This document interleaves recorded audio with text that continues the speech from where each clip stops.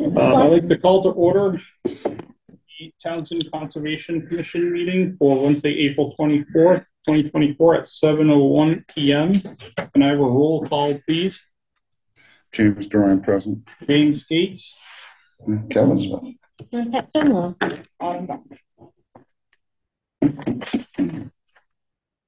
Kevin, do you mind leading us in the Pledge of Allegiance?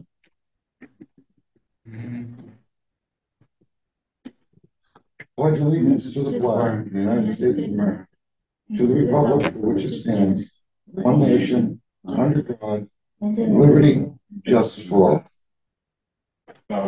Yeah, I know I did. I noticed that too, Jimmy. That's okay, Cal. I don't normally.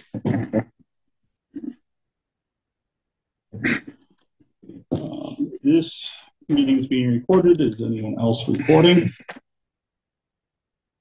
Chairman's additions and deletions. Help me with your notes here. So 4.1 to 4. So we're adding some correspondence. 108 to 112 West Meadow Road, stormwater management permit application. Referral request notice for 108 to 112 West Meadow. And then comments to DEP. And then 4.3 comments to DEP to simplify wetland permitting for feral work and habitat restoration on public open spaces. I think that also should include properties as well.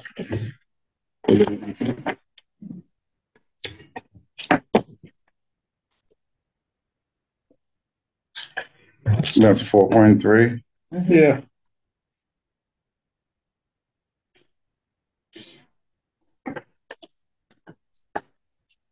And remove. Okay. We are removing 1.6. Review and approve meeting minutes from 4/10/24. Chair report. Autumn and Pat set up a booth for Earth Day, and Jimmy donated some flowers and materials, and we appreciate the volunteering and the outreach for the public. Thank you. Sure. You're welcome. It was a nice day. Thank you, Autumn. Thank you for helping her. I know it was a long day. Thank you, Pat. Yeah, Jimmy, thank you for to share. Yeah. Did the kids get the flowers and whatnot? They did. Yep. There's some happy people then. It's all good. You share that during your. Yeah, I have some photos to share. The other thing is, last meeting we discussed meeting etiquette, and this meeting I'm just going to bring up site visits. We have to just remember that when we're on site visits, there's no deliberation. We're there to observe and to put eyes on upcoming projects and permitting, and that any discussion between homeowners, property owners, and the commission should be strictly to questions related to the matter. I know it's tough because we all know it, a lot of people in town, and but we just need to make sure things stay on task.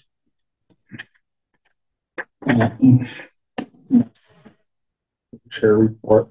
1.7 agent report. Yep. So this covers dates April 11th through April 24th. We had 2 building permit sign-offs for 3 Campbell Farm Lane and 53 Highland Street. Completed approvals, amended OOC for 50 Sauna Row Road that we'll be signing tonight.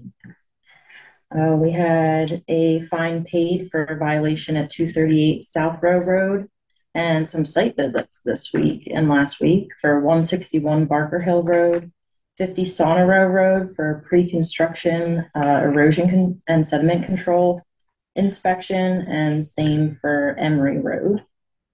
We have a new category that I'm adding to my report, which is public outreach and education, which is something I'd like to focus a little bit more on. So property owner at One Meadow Road met with me and agreed to stop using her UTV in the wetland right on her property after discussion with the conservation agent. Was that something you drove by and saw? That or? was someone from town came in and it was a concern of theirs. So I sent a letter to the owner of One Meadow Road and she came in and spoke with me about it and she agreed to stop you disturbing, like harming the wetland. So Was it a trail or? yeah, it was a UTV trail through the wetlands. So. Was it on her property? Yeah.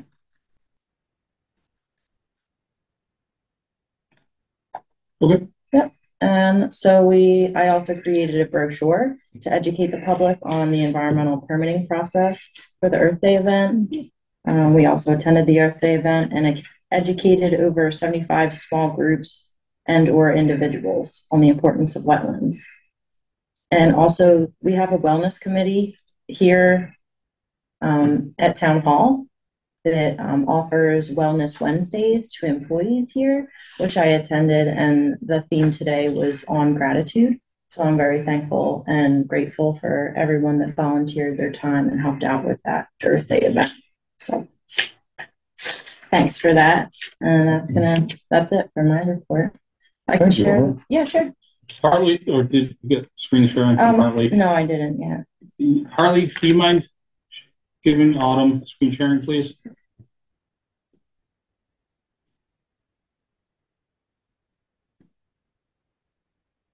Okay, she should have it now. Thank you.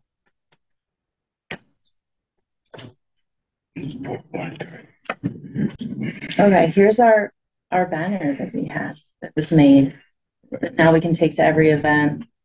The great blue heron on the right and the saw-whet owl on the left. Those are both photos that my sister had taken and donated to us. So we had some high quality bird photos to use. Yeah, the saw-whet owl, yeah. So here's our setup.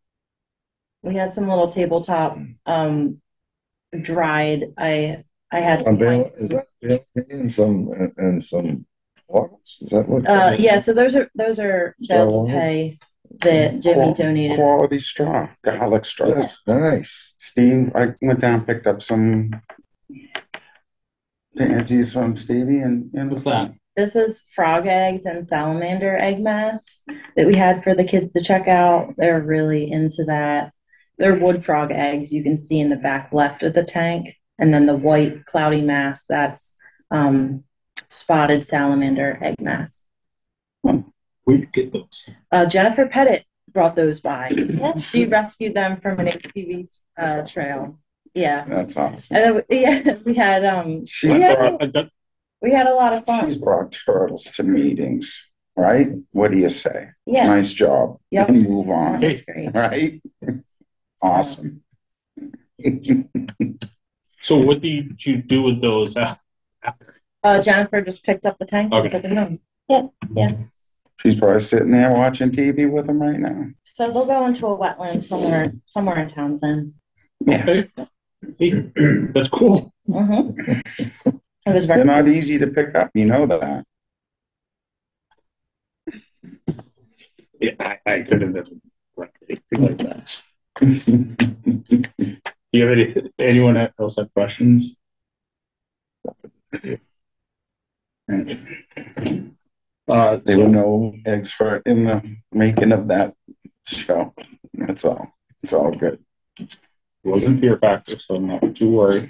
But I appreciate Ben bringing that. It's a neat thing. It really Well, is. now the kids are into that. The kids and even the adults really. You know, they Yeah. want to know what that is and where they come from. And Hopefully we saved some.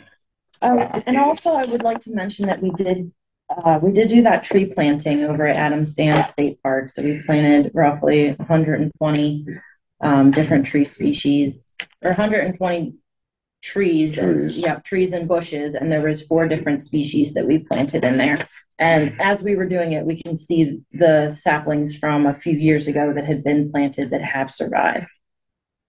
So as long Now, as, I know somebody that's gonna drop a water truck. yeah, That was so with- Kevin offered to, Jessica from Nashua yep, there were 5 of us that were there. on the steepest bank area. How did Yeah. that work out? Yeah, here, actually, I'm actually gonna share a photo real quick if Hartley can. We do have an appointment at 7:10. I think you still have screen sharing. Oh, really? And it's just a tough spot in there. It really was. You can see it That's at okay, we'll another see it at a time. different Yeah, time. we know what it looks like. Yeah. Autumn, I think you still have the screen sharing capability, so. Okay, Thank you, Harley. yeah, we can, Okay, we can revisit it too. Not gonna. Yeah. All right, so 2.1, it is 7:12. Notice of intent, TWB 2024-174, DEP number 308. We do not have a complete number for it. It's Dillis and Roy Civil Design Group. On behalf of Timothy, is that right? Sullivan. Tim Sullivan Sullivan. or Sullivan? Sullivan, yeah. And 65 Adams Road. The proposed project is for the removal of several outbuildings, sheds, and the garage to be replaced with a single-family home, septic system, and utilities, and construction of a septic system. Work will take place within the 100-foot buffer zone of a bordering vegetated wetland. We have can I have a motion to open said hearing? I'll make a motion to open the hearing on the applicant, Dillis and Roy, for Mr. Timothy Sullivan, 65 Athens Road. Do we have a second? Second, Roll call vote, please. Jim Brown, yes. James Gates, yes. Kevin Smith, yes. Yeah, generally, yes. We've also got town water put in. Huh? They had a well, but they're gonna put town Yeah, water, there's no water up there, no? Well, the road has it, but not by but the. not the Oh, the property. site down there. Yeah, so I think Jackson. And also, does it say associated utilities? Yes. There's gonna be 3 power poles that are gonna be put in. They've been marked, they're on the plan. Heather and Pat. Sorry. Autumn, sorry. That's a, Was on the sidewalk with me on Monday. There are several trees out there that Unitil's stop gonna here? take down. Can I stop you for a second, Jeff? You gotta read the legal ad. Autumn has checked the. it should be in that folder, legally. Sorry. You mind reading it? No, The- You. okay. The Townsend Conservation Commission will hold a public hearing on April 24th, 2023 at 7:15 to consider an NOI filed by Dillis and Roy Civil Design Group and owned by Timothy Sullivan, property located at 65 Adams Road in Townsend. The proposed project is for the removal of several outbuildings, sheds, and a garage to be replaced with a single-family home, septic system, and utilities, and construction of a septic system. Work will take place within 100-foot buffer zone and a bordering vegetated wetland. This is a joint hearing with the requirements of MGL Chapter 131 and 40 as amended in the Townsend Wetlands Protection Bylaws and Regulations. Plans are available at Town Hall. And for more information, you can email conservation@townsendma.gov. Thank you, Autumn. Check all. All those match the Yep. butters list? Yep. Okay. Thank you. Sorry? All set, Been legal? a long week already. You're all set now, Jack. 65 Adams Road. This property was owned by Doug Wilkinson.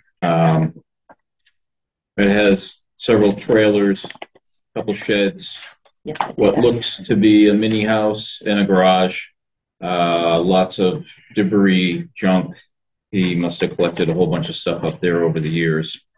All that stuff is gonna get cleaned up.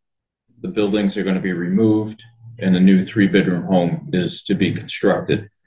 There is a wetlands out in this back area that flows down the hill here. And there's also wetlands in the that goes through an existing culvert and continues on Adams Road. Is Doug still, is that gonna be the same driveway? It's gonna be Doug? the same driveway. Yep. Steep driveway go up, his old house was always just to the left. Yeah, this is the garage here and the house, I guess it was a house that's here. Right, 1, 2, 3 tractor trailers. outbuildings, In the little shed, gold yeah. sheds, yeah. Yeah, all that stuff's gonna come out. Right. Torn down, gone. Old house, old barn, torn up, completely Here's some gone. of the, Yep. here's some of, I know Doug's house well, I've been Oh, up there okay. many a times, yep, yeah, that's Okay. where the old green cut and Yep. the backhoe's still there. yeah. Okay, yeah, So the existing garage is in this darker red. The proposed house is gonna be in this lighter red. So all that, I think, single floor. Yeah. So been kind of grandfathering off a lot of the old foundation footprint of the I old. think all that's gonna come up, correct? It'll come up, the same general. Oh, yeah, Right, as I can see it, yeah, it Yep. just floats over. and it- Yep. gonna be over here. Okay, Okay, so Um, let's finish the presentation and then we can get to discussion, questions. Just the owl picks up a lot and it makes it very difficult to take minutes after, so. Jack, if Years ago, there were several other engineers in here. George Sullivan was one of them, did some testing back in the 70s. Granny Rideout was in here, and as well as Bill Boston. Granny Rideout had a septic design. I don't think it was ever submitted to Neshoba. If it was, it never went anywhere. And same with Bill Boston. He had a septic design. We went up there last year. We did 4 new deep holes, updated all the soil testing, designed the system, and here we are. So the driveway is going to stay the same. There is going to be a water line that's going to run up the middle of it. They're going to tie in. There is some sort of a shallow well somewhere out in this back area here. That's going to be discontinued. There is no power to the property right now. Unitil will be putting in 3 poles. They'll be connecting overhead wires to those poles. And like I said at the beginning, there are several trees up in this area that will be coming down as part of the Unitil project, which are exempt from any of this wetland stuff. The first line is the 35-foot buffer. 50-foot buffer is the next one, and then we have the 100-foot buffer. So basically, 80% of the house is in the buffer zone. Septic system and the reserve area are outside of it. The driveway, the existing driveway, and the water line will be within that 100-foot buffer for disturbance. Yeah, that might help you to follow it, Jack. Might help you to kind of follow it as he's talking. The orange lines that I have on my plan are erosion control devices. They will run down from the beginning of the road all the way up to the side and around the area that's going to be disturbed. Once everything is removed, construction is done, everything will be seeded, loamed and seeded, and brought back to a lawn. I'm not sure if there was ever a lawn there to start with, but It was always under construction. always. But we do show 2 potential stockpile areas that would be wrapped with erosion control devices. materials. What's the overall acreage on that? Off the top of my head, Couple acres in it. 3 acres, 3 3.5 acres, yeah. That sounds right. I didn't bring that up. And you were 164 feet road frontage? Plus another 30, yeah, okay. So pretty much at the 3.1 acres. 3.1? Yeah.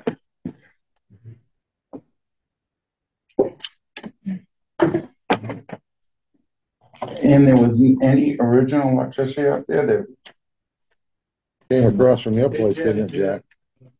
it was. Hey, would you like to introduce yourself? Jack, I've known you most of my life. Would you step up and just Yeah, introduce yourself to the board? Ran a wire over my driveway and over to. Over the Dougies? Well, Do you mind Yeah, introducing yourself, If sir? you could. he's my brother. Jack, just stand up and introduce yourself Okay. to the board. Yeah. You know, John we know, Wilkinson, 69 Meadow Road. Thank you. he's the butter. Okay. Yeah. And a brother of the Dougies. Douglases. Of course, all our parents is new. Oh, Yeah. yeah. I had that power removed No, when he passed away. you've had the power It's- removed. Yeah. He just, it was something he had done on his own, put it in. So, go around the table like we usually do. Does anyone have questions, concerns? Autumn, Pat, I know you both went to the site visit. How you gonna run that water? You're gonna send it up through there? You're gonna dig it up through? Take it out, French it. You're gonna dredge it? Under the driveway, I believe, so the already disturbed area. Yeah, but that's what, Yeah. The I was driveway. wondering if they were gonna shoot it, that's all. right, and that's what it, well, yeah, because both sides of the driveway. From the bottom up. Yeah. From there, it's only how many feet where it would be 100. 70. Yeah, and then are the trees listed on there? There's gonna be like 6 trees removed. Well, the trees. They're for the The trees, utility line. Minor. you got, the trees aren't any problem, They're for and the that's the only utility job. to get. They're gonna take them up through there. The stumps would be, you know, if there's a lot of stumps of the stumps that were in the wetlands. They'll that might be be- a different story. They'll be but they above just- that culvert, Yeah, because that culvert's down about What I think Kev is 6 or right 7 about feet below that driveway. the Oh, initial. if you're gonna run trench the water line right up over the culvert. Yeah, because On the that, top if you side go of by the there, that culvert's. fairly No, I know deep. it's down Yeah. there. It's down there ways. I was just curious as to, you know, that's how they're Okay, gonna do so it. the culvert's existing. Correct. I And it's think down it there. would be, It's down there 6 or 7 feet. Is Right. it that deep on that? but I think it should state that it's existing on the plan. The culvert. Yeah, And you will be going over I'm not doing it. the culvert. Well, we just, Yeah. we label it as a 24-inch CMP on the plan, right at the Yeah, crossing. no, But I know how DEP can be and they see it. If they see it as an existing driveway Yeah. and an existing culvert, Plus, we have a new underwriter coming in, so that may be different. Yeah, Hmm. they're just Yeah, we try don't all the way to to the top. dot the i's and cross the t's. see, we don't have a Right, DEP right. number yet. We can definitely do that, get that. Yeah, absolutely. Yeah, I wouldn't surprise me if they comment. They will. They will. You have the elevations for that by chance? Yeah, they're not on this plan. I do have them. I can put those on too. I'm just trying to foresee what could be commented from them. And noting that the water line will go over the culvert. And right in the drive, Well, that is noted, on the Oh, it plan. Oh, Yeah, it is. It But- is. Right up through the middle, Kevin. Hey, Yeah. Right up through the middle. Squeaky. can't see anymore.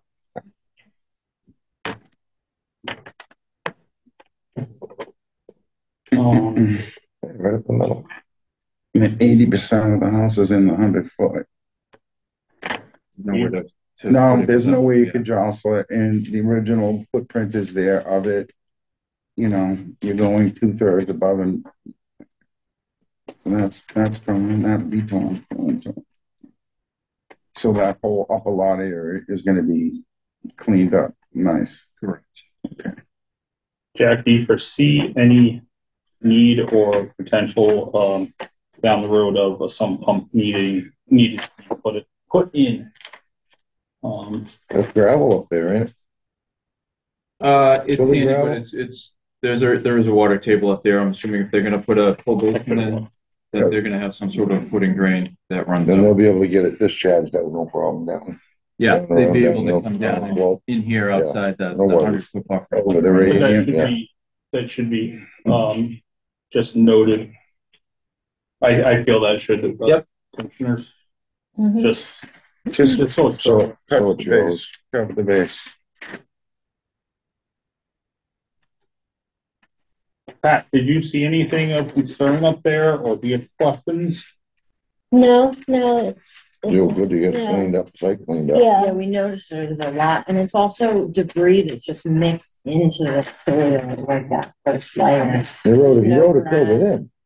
It's, yeah. Dougie worked for years to get it just right. I mean, I remember as a kid going up there to his parents' house when they were racing bikes into that. That's when he was clearing a lot up there, bringing up all his goodies from mom and dad. My mom fought with your mom, so my father used to always go up, watch dad put the plane together in the garage. End of story. Jimmy, I value this time. I just have to Because do of it. just the stories that we It's hear. story time, it's history. But yes, exactly. It's the history of the town, and you get to meet these. We used to haul his plane, Individuals? we used to haul his plane out to the, airport, where was it, Orange? He Orange. used to keep it out there, Yeah, Jeffrey too. yeah. So I'm just chuckling because it's. I'm 10 years old. My dad's dragging me up there. He had to get rid of me, and Dougie and everyone, they're out in the back doing on the track with the Uncle Tacos and the Jawas. So obviously we can't approve or this tonight and close the hearing. Is there anything else that anyone thinks should be included so that when Jack As long as comes you- back to us next week, it's. The issue with the water line and the culvert, that's gonna have to be, Yeah, but because the DEP will grab that. They'll look at it. And it's all existing too, so the driveway. Correct. Yeah, Not- no, I'll throw the inverts on. Straightforward with the water line going up through the driveway. All the material, all the outbounds are gonna get removed. The what? All the outbounds and all the other dwellings, trailers, the old buildings. right, which is, you know, What kind Because Jack has some questions here. yes, sir.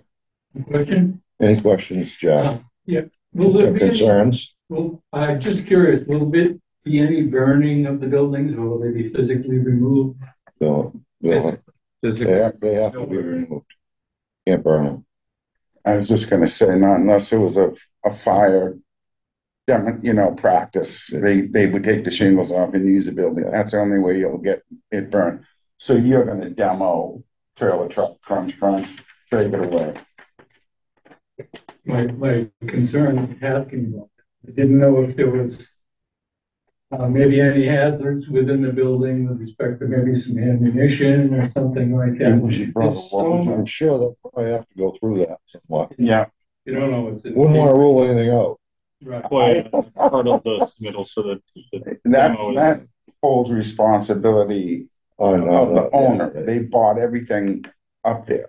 So their responsibility is. I imagine they're gonna go through there and do some So, work before with they that take that said- building down. Lock, stock, and barrel, not at all. Yes, you do. So with that said, Yes. The erosion detail, because there's demo on the site, Jack's plan calls for straw wattle, which would normally make sense, but I feel silt fence. Silt fence, because you're gonna get stuff blowing, and that's on a little windy ridge right there, coming up through. You know, better off to put silt fence up than have Jack be throwing the stuff over. Not that something's not gonna blow over anyway, but at least if you put the silt fence up, now you got a little bit of height control on light stuff that might blow, paper products, Sure. the drywall paper, things like that. Oh, that, yeah. You know, is in there. Would we be able to start that just before the crown of the hill? You know, the concentrated area of where. Right at where it opens up, I would say. Yeah, Do silt fence.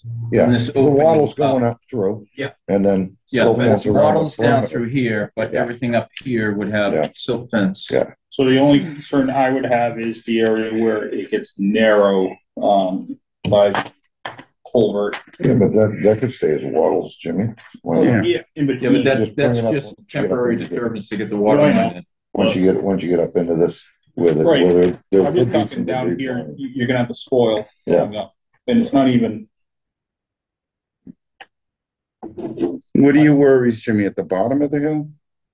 I like silt fence because it just contains it, prevents stuff from Yeah, falling over, but yeah, there's yeah, only a 1 inch line or whatever size they put in. It's not a 2 12 copper. inch.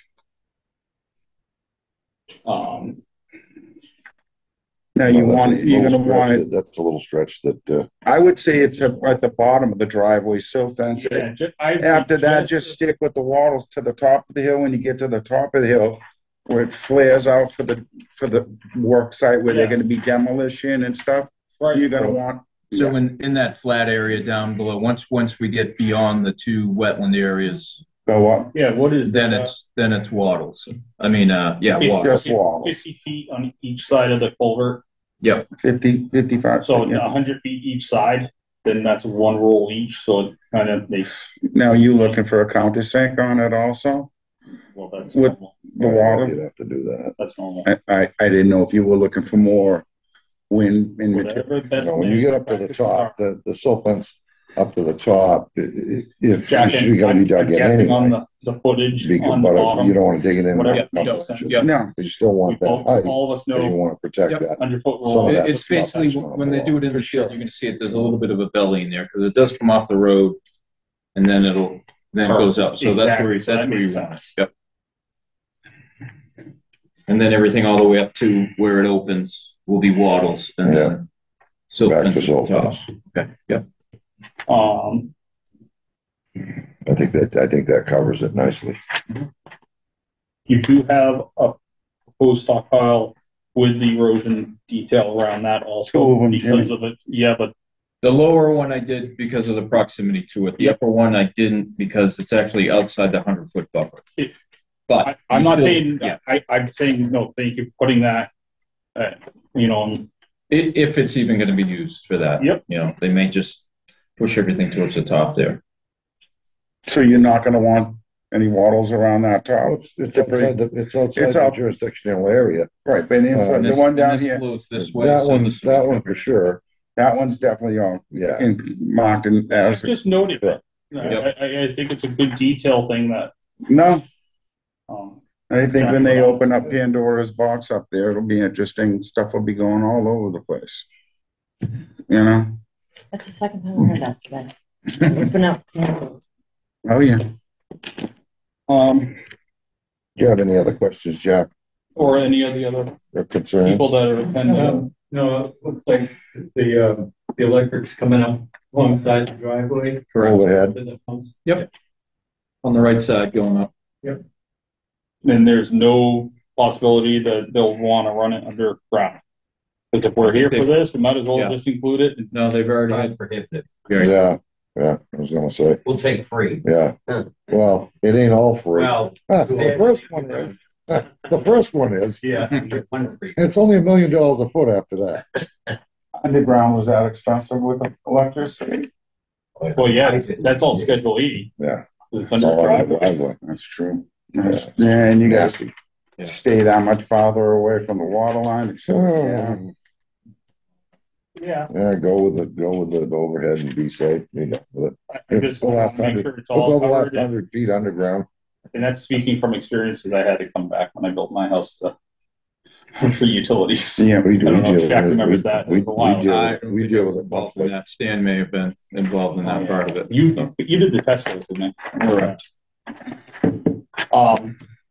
Does anyone Anything else, else? Pat, Jim, Autumn? Anyone out there? I'm a neighbor. Okay, My how name old- is Jade Potter, and I am very happy to see this investment in the area. And I have no concerns. My experience with them so far, they've been very informative and courteous and seem to want to do the right thing here. Oh, that's great. Well, thank you for coming. Yeah, well, thank you for coming and, speaking. Great to have people. Especially someone that actually speaks in support. Yeah. Yes. Almost. Which is good. You know, that could go So, entirely the other way. With that said, we need a motion to continue our hearing, almost, or yeah, we need a motion to continue in a second. And we'll continue to the next scheduled meeting which is Hopefully we have something. going to be May Yeah, well, we should. 4. This is May 8. May 8th. Was it May 8th? Yeah, Yeah. 4 to 6 weeks. Make a motion, Jimmy, to continue the hearing to May. It's been just about 4 weeks. Yeah, I motion that we will move the next portion of this meeting to May 8th. Continue. T- Adjourn. Continue the hearing. Yep, TB 2024-174 DEP 308. We have no numbers on it. To our May 8th. 8. May 8. about this. Scheduled meeting. 7:15, 7:20. Autumn will reach out to you with an exact time. Yeah. 7:02. I'll second that. Roll call vote. James Roy in favor. James Gates, yes. Kevin Smith, yes. Pat Jamal, yes. Thank you. Thank you very much. Have a great night. Thank You you. too. Thanks, Vinny. We'll see you later. Nice to see you, Jack. Yeah, been a long time. Take it easy, man. Good evening, folks. I just go all the way back, you know, with my mom, and then going up there and then the playing game. And we would, yeah. Yep. We'll need that I take plan. that. Thank you. Thank Thank you. you. We only got so many of them. You want, Okay. is 7:38. Now there's a big house down in the back. No more traffic, big house. Yeah, Are we ready to move? laid out the motor from. Ready? 2.2. Thanks for the info. Thank you for Thank joining us. Thanks, Jack, for stopping by. 2.2, that's 7:38. Unitil foliage treatment plan discussion with Dave Clapham. Have Mr. Clapham, we do. How's it going? Good, how are you? Not bad. How are you doing?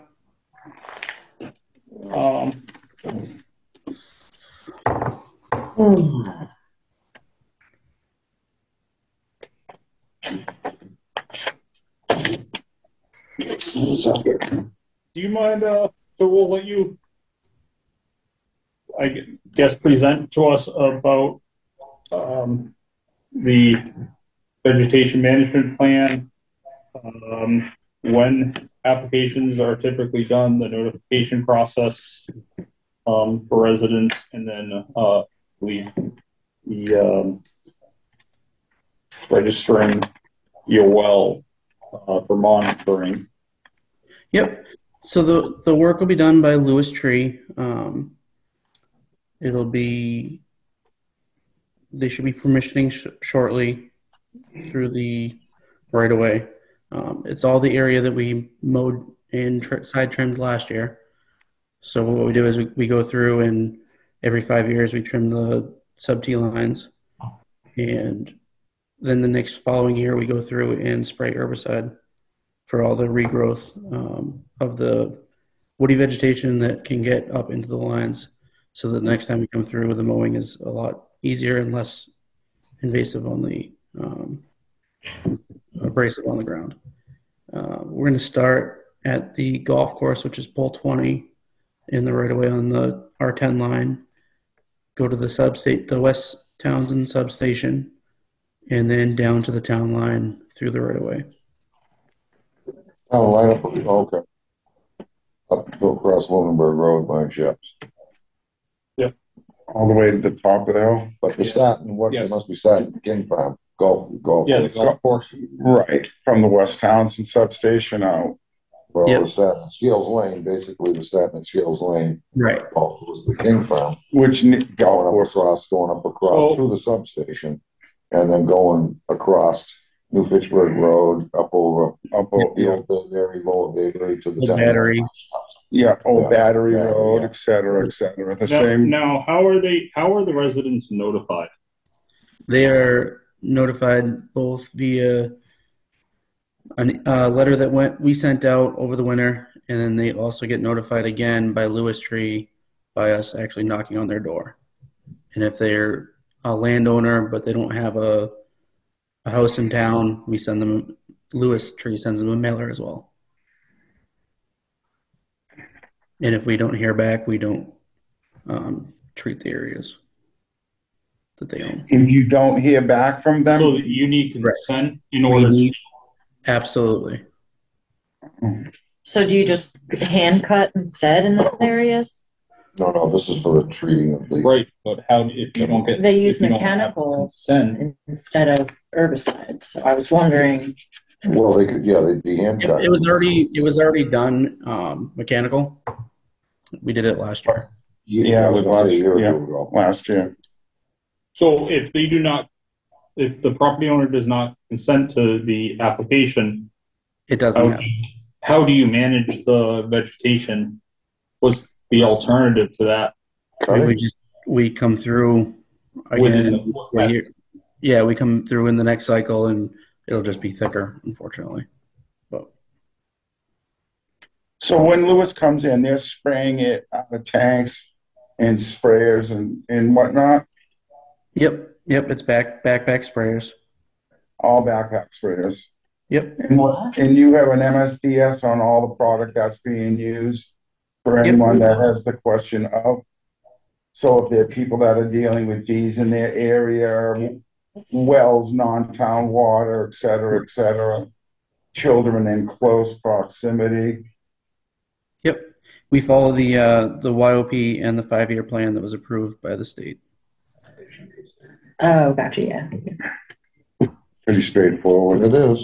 What are the herbicides that are used, and are they A, aquatic safe, B, reptilian safe, any Glyphosate. on insects, in specifically honeybees, as I know we're not the only ones concerned. Right. No, and we're trying to make sure that we're doing the right thing as well. I know last year it was VCS that did the spraying on the other side of town, and we used Polaris, Escort, and I believe Rodeo was the other option they used. Kind of a And you mixture. use And I don't rodeo. No I don't- different than Lewis used Roundup or rodeo. Rodeo, not a Okay. Roundup Rodeo. But I believe Lewis does not use Rodeo. Okay. So what do they use, and are the SDS sheets, MSDS sheets. what, MSDS. MSDS sheets, submitted to the town for our records? They should have been. If they haven't been, we will. Submitted to the town. It should have been in the YOP, I believe, in the yearly operating plan. Received as Okay. it's there. We have a link to the whole 5-year plan, but the Okay. sheets aren't included in the items that were mailed to us. Just so you know. Okay, I will definitely make sure we get them to you. Thank you, Rich. You know, we could just rodeo present their own type of a glyphosine. That's the one thing I want to look at to see what it is. I mean, Foliant, not grass. Roundup. You don't confuse one with the other. even when we did the common read in the swamp, it was a wet area application and we used the glyphosine. Glyphosate. So that's a But Yeah. Yeah, Glyphosate is. Rodeo is a glyphosate. the only thing they You're using that, rodeo Dave? is the glyphosate. correct. One company uses it. I don't think Lewis actually uses it though. So you leave that decision up to the tree crew, that the company, as to what they're going to use. Well, they're gonna have to. Within the list that we give them is up to them. Is up to them. All right, I figured it would be, Unitil would tell them what would be the least invasive and the best for what you're trying to kill, what invasive you're working on. That's, all right. Well, Yeah, The it's- only it's- difference, it's Only only they're not difference using is rodeo, sometimes- they could use an equal, Right, right. you know. And when they use these particulars, when we did the common read, the only change of it, of the name, was just because they use a sticking agent in that particular, Jack yeah. you know, so we grab onto it and it still didn't work. So anyway, How are the applications done? They're done with backpack sprayers. Yeah. And are the areas that are treated, marked? They should be marked entering into the right of way and at the end of it.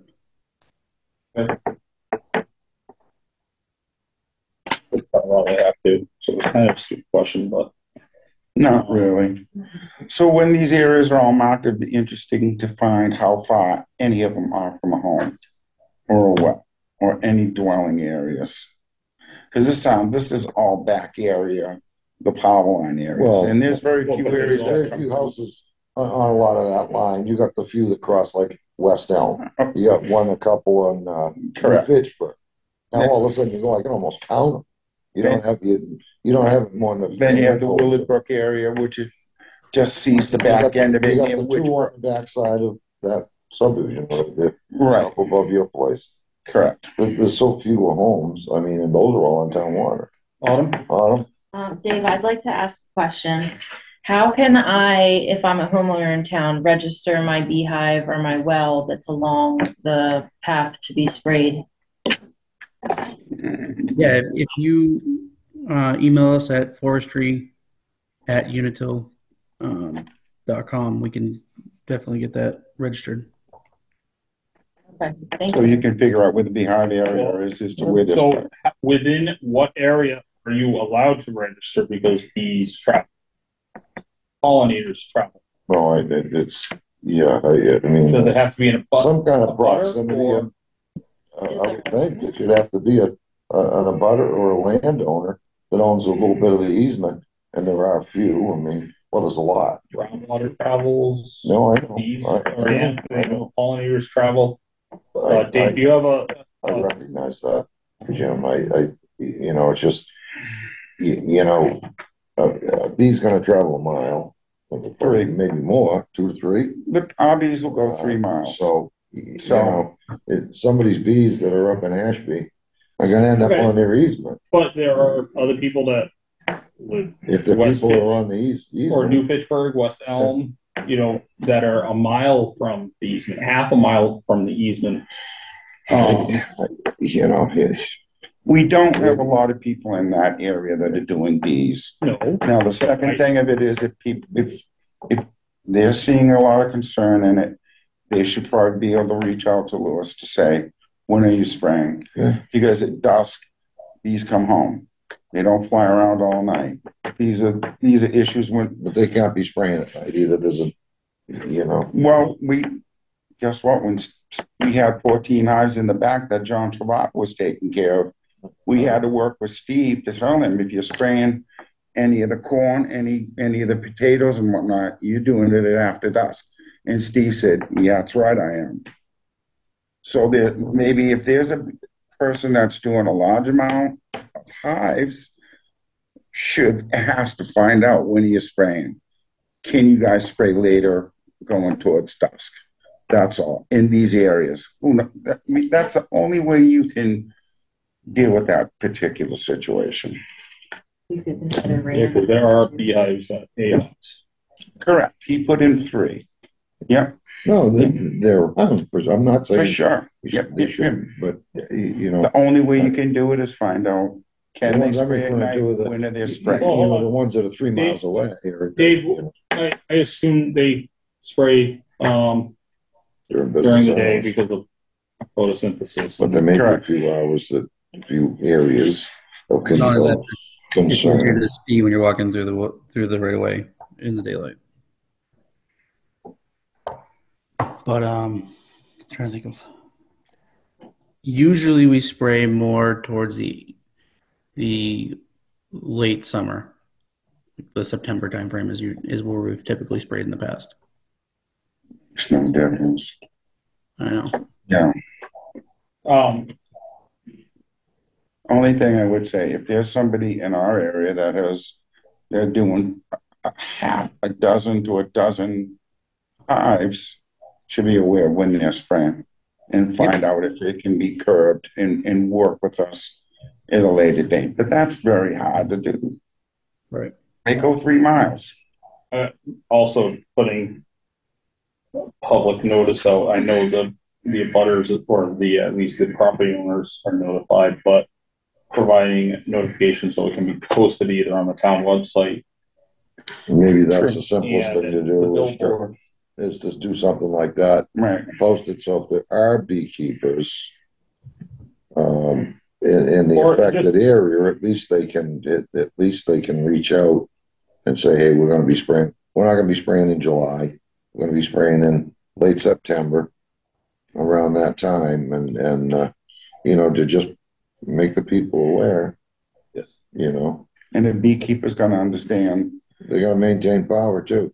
They get that at the same time, there's always collateral damage in beekeeping. Yeah. You're gonna have to be right there with the sprayer to hit the bee to knock it out. And so maybe a couple of the soldiers don't make it home that night. I mean, and it's not just the bees, though. People should know, they should stay off those easements during that time. Hiking, walking, mountain biking, Yeah. any type of Local wells. But they're pretty activities. good. They've always been pretty good about notifying, Sure. that they're gonna be in this This area. isn't the first time they've sprayed. In the specific Again. time or general time. Can they provide us with a press release a month prior or within a window so that it can be posted on the website, on the bulletin board? We can pass it along to other boards, commissions, just so that people know. It's just about, transparency. And it's for all those aspects of it. If there are dogs out there walking, they don't want it on the dog. If all of the above, not just the bees, A lot of the stuff is safe. It's a lot different than it was 20 years, 10 years That's not ago. Agent Orange. DDT. Any Agent Orange or DDT? Napalm was used a lot too. Yeah, this Do is you want to add or have questions? This No. area was also sprayed last time in 2019. So it's not the first time we're spraying the area. Oh, we understand that. We have our commission is, none of the commissioners here except for Jimmy were on the commission at that time, When was that? 2019. It was on 2019. Yeah, I said you were. Oh, okay, yeah. We said all but one. But one. You. So I'd like to make the request that the town is notified, not just. I think Unity has always done a pretty good job of the lines of communication. I think it's only gotten better, And I think the other part about it is I'm interested in the MSDS on what product they're using. If it's a glyphosate or glyphosine, what's the sticking agent on it? What's its residual? And that is available digitally. Autumn, if you don't mind sending or you printing it, either way. And Dave, I assume any of the applications, all this product is systemic. In other words, you wanted to contact the outer and the upper plant life, draw it into the root area to kill it on a permanent basis, correct? Yep. And we're targeting the hardwoods and the pines, the oaks, birches. We want the mountain laurel and blueberry and all that to survive. We want that. Yeah. That they would want that to stay. Making that. Yeah, we want that to grow. Yeah, it's doing good. Yeah. It's good for it. And then giving it a haircut about every 5 years is even better. It's just right. It helps it out. It's like burning the blueberries every 7. Autumn, do you have? Yeah, so I was just wondering, the last time they went in there and sprayed was 2019. Yep. So it's just 5 years ago. targeting select species that would be is a tree species. Yes, correct. Okay. Yeah. Do they go through with mechanical every year? Or is that no? We go through the year before with mechanical. How often on the mechanical end, Dave? Every 5 years. So we go through, this area was done last year in 2023.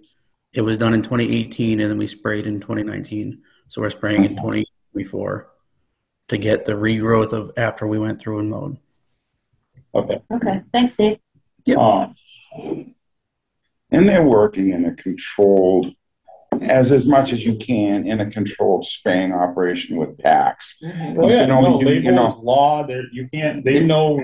They're not don't just, mess around. they're not just going nilly-willy down the power line with a helicopter. Smoke Right. right. Right. Skidder with a we 50-foot see wide in our eyes, biplane flying around with some guy with goggles with a tank going, you like know. that. No, those days have gone. And we're all good. Right. So I'm fine. I'm good. Let's Well, go. so we're requesting that the town receives notice as well. In to the property owners. Autumn can reach out to get the MSDS on all that. Yep. That's my curiosity. I like to know what. Is that an acceptable request? I'd say. Or reasonable request? Sorry. I'd say. Dave? Yeah. And I assume, Dave, with this other stuff, it's usually, but with what products that we use on the farm, it's usually 24 to 72 hours external residual. And then from there, it's dissipated. It's done what it should do. It's in the plant, heading to the roots for the systemic end, right? Yep. And it's usually dries pretty quick too. They make sure that it's not too windy when they're spraying. And obviously it's a waste. Lewis knows it's a waste. You're just throwing money out if it's windy. They know when to pull the plug in those regards. Are there anyone else? Is there anyone else on Zoom that wants to comment, ask questions? Doesn't appear to be.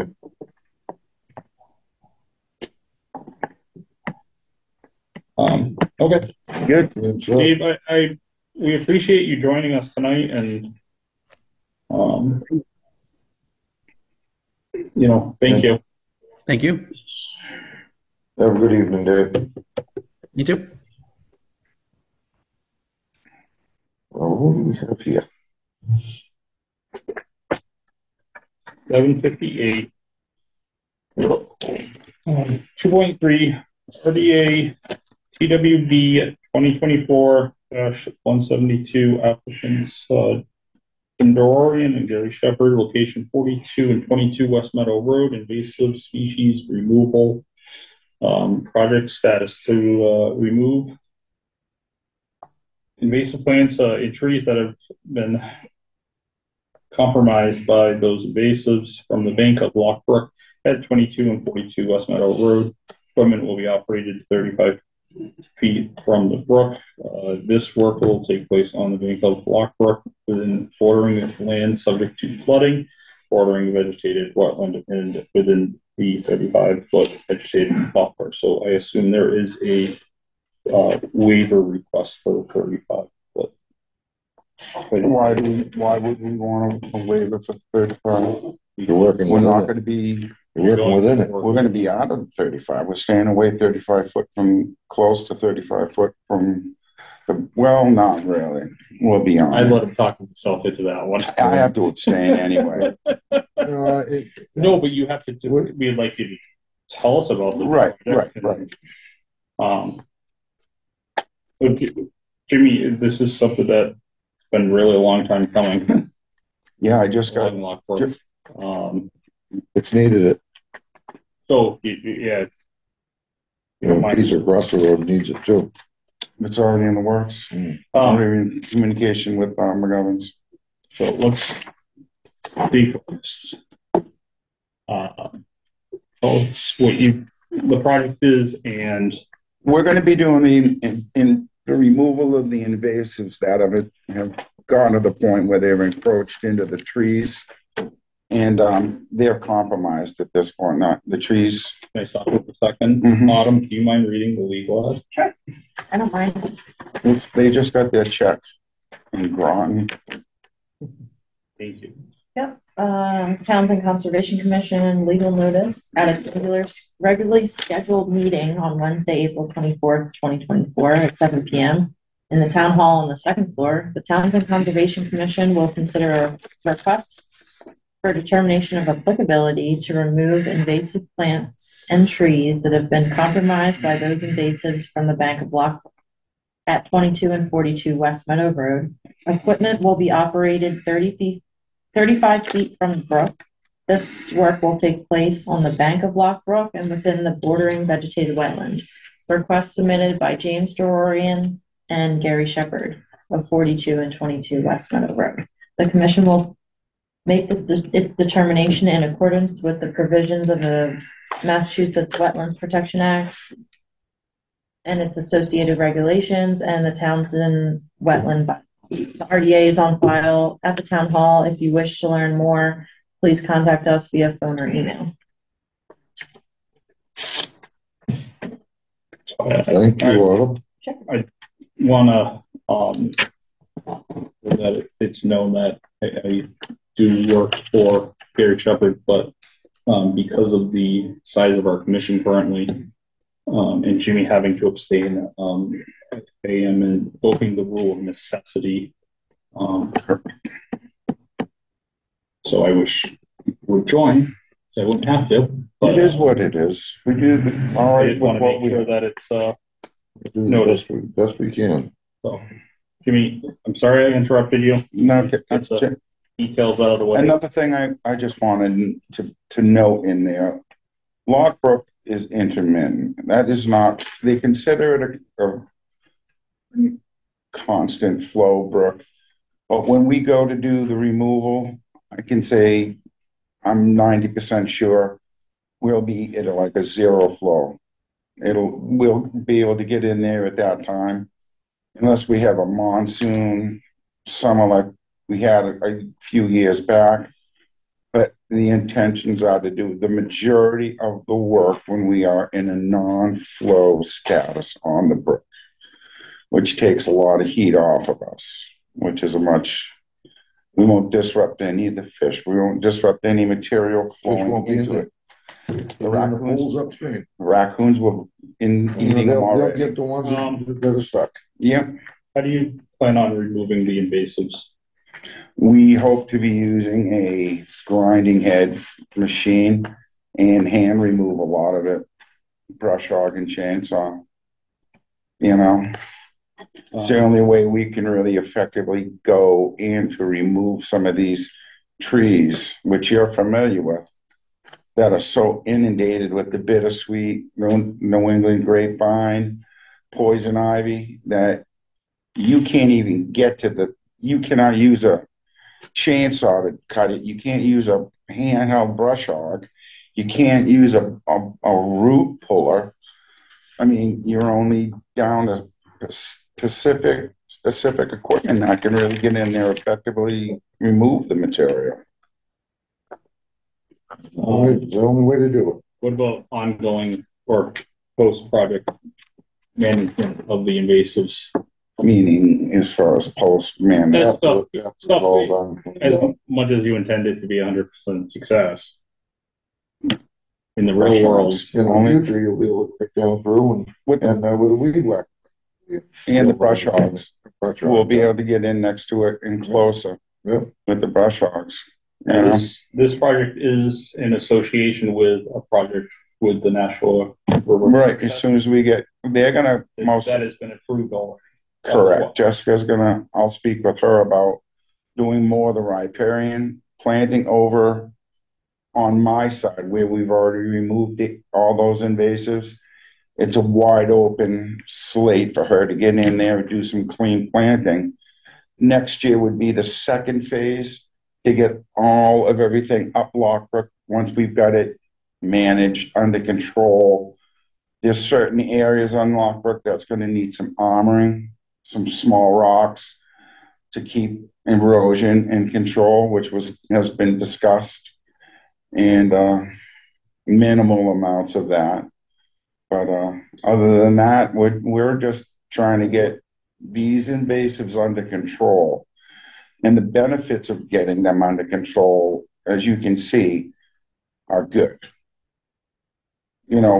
What I brought the Maple Grove to compared to what it is across the street at McGovern's, it's night and day. What used to be a dead forest area, now it's productive. And that was a pasture area how many years ago? Yeah, yes it was. Yes, it was.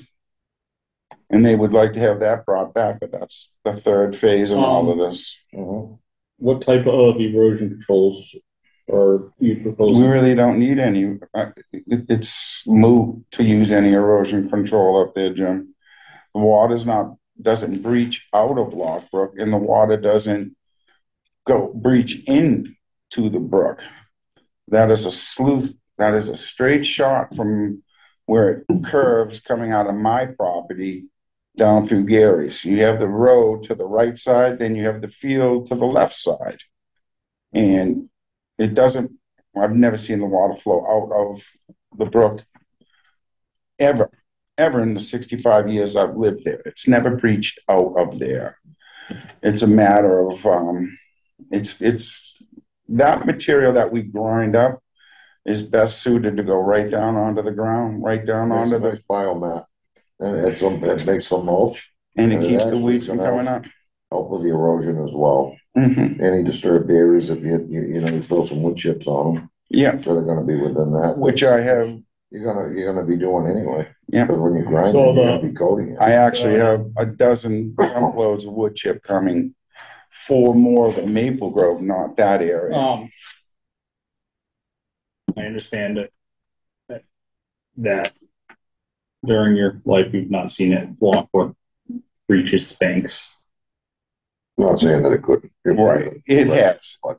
And there was some horrendous years when I was a kid that had actually ice jammed both of them. The culverts jammed, and water went right over West Meadow. It hasn't been lately. We won't have to worry about that now. Okay, but Right. Again, we have It's the characteristic of what that brook does. Any conversations? It does not pose a problem for water flowing out of or into. The water that flows out of Lockbrook goes through my property, which is in the Maple Grove. That's why it's a true riparian area.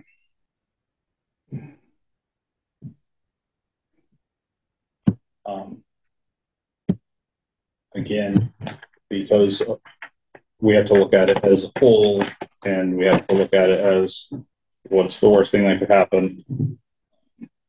Erosion controls should be implemented one way or another through that area.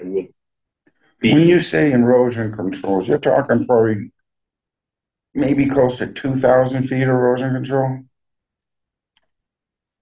2,000 feet. It may be what? $400 per 100, 200 feet? I'm wondering if the best use to use in there, the best product to use in there is a natural product, and you figure that 90% of it's not going to get disturbed. It's not going to get disturbed below grade, right? So my feeling is the areas that don't get mulch on them when they're ground, when the invasives are taken out of it, ground out of there, go in there with a bucket full if you're going to be close to the brook, and you got to pull you're pulling some vines out, and you're loosening up the soil. When there with a little bit of wood chip, spread some wood chip on it. Why wouldn't that work? We can't pull the vines out. Same thing, huh? Yeah. Going to create a biomat. The vines can't get pulled up. If we pull the vines up, we'll disrupt the bank areas. These vines, are so rooted. If we go in there, grab a tree with all those clumps with the vines on it, we will pull a root ball out. It'll make a mess. They have to be cut and ground down to ground level. That's the only way we're effectively going to be dealing with that. Then you're grinding them, you're not pulling them. Correct. Then where's the erosion problem? Exactly. Autumn? I know that Jimmy knows invasive species very well, so I'm going to ask you, what other invasive species are present along the bank other than bittersweet? It's like the New England grapevine, Concord. Okay. There's a lot of that. Then you got the sumac, then you got the poison ivy. But the poison ivy doesn't tend to really root in that good in the real wet areas. Mm-hmm. They like more sunny, but it is in there too, but not as much as just the bittersweet. Okay. Which is nasty. I know. I think you had multiflora rose. Oh yeah, which I listed. Yeah. I may consider thinking about time of year when cutting, if there's any seeds that could be dispersed with that forestry head. I know I've used the forestry head in the past, and I think it would be very effective at that site. To use what now? The forestry head would be very effective on the bittersweet, but I would time be of year. For concerned. what, hand grinding? When you go to seed. The forestry head that you're proposing to use on the machine. that would be very- Cutter. Yeah, Oh, the car, so the the cutter grinder, head yeah. would be very effective in that area because it is so tangled and the trees are just because of this bittersweet. But Right, I'd be worried that the forestry head may be tossing Bittersweet seed out, is that where you're seeds going? and other things that could get into the water if there is any water flowing at that time. that's why we're targeting the work to be done on a 0 to minimal water flow. Because once they're down, they won't last as a seed too long, they'll die off. The other thing is, the time of the season, you wait late when everything's gone to seed, Mm-hmm, then, dormant, I would say that would be the best time. So Or before it flowers, I think, you know? I think we're sooner the better is the way I'm looking at it. Pat, do you have any questions or comments? Well, I was thinking if the seeds fall and stuff and then we get a rain, they're gonna go into the ground. Right, or go down. There's that potential. There's gonna be a percentage of potential I'm for wondering, growth anyhow. I'm wondering if a turbidity curtain across, because it's not that big of wide of it, just a turbidity curtain across by the bridge to possibly catch any seeds or.